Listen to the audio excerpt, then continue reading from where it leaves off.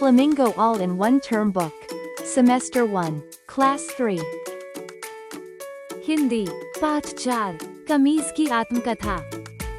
मुकेश के पिता बाजार से उसके लिए रंगीन सूती कमीज खरीद कर लाए। यह नई कमीज पाकर मुकेश बहुत खुश हुआ। उसे कमीज का रंग और डिजाइन बहुत अच्छा लगा। माँ ने बताया कि गर्मी के दिनों में सूती कपड़े आराम देते हैं। कमीज पहनकर मुकेश शीशे के सामने जा खड़ा हुआ।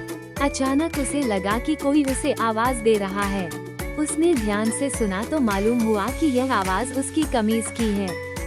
कमीज मुकेश से पूछ रही थी, क्यों भैया मुकेश, तुम्हें कैसा लगा मेरा साथ? मुकेश बोला, तुम मुझे बहुत अच्छी लगी। तुम मुझ तक कैसे पहुंची, मुझे शुरू से बताओ। कमीज ने कहना शुरू किया, मेरी माँ का नाम कपास है। वो खेत में पैदा हुई थी।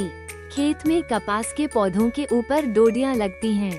पक जाने पर ये डोडियां फूट जाती हैं। इनमें से कपास बाहर आ जाती है। कपास में बीज मिले होते हैं जिन्हें बिनोले कहते हैं। बिनोलों को चुनकर अलग कर लिया जाता है।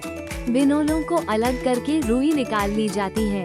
किसान बीजों को खेत में बो देता है जिनसे नए पौधे पैदा होते हैं। बीच में बात काटते हुए मुकेश ने कहा, पर आपने ये तो बताया ही नहीं कि रुई का क्या हुआ? कमीज ने कहा, हाँ, रुई की पुनियां बनाई जाती हैं। फिर उन्हें चरखे पर काटकर सूत बनाया जाता है। इस प्रकार सूत के धागे बनते हैं। धागों से ताना तनते हैं। उस ताने को खड्डी पर चढ़ाकर कपड़ा बुना जाता है। दरी, चादर व साड़ी आदि भी इसी प्रकार तैयार किए जाते हैं। मुकेश ने पूछा, पर मैंने तो सुना है कि यह काम बड़े बड़े कारखानों में मशीनों की सहायता से किया जाता है। कमीज ने कहा, तुम ठीक कहते हो। अब ये काम मशीनों से ही होता है क्योंकि यह कलयुग अर्थात मशीनों का समय है। मुकेश ने कहा, हाँ, आज तो सारे काम मशीनों की सहायता से ही होते हैं।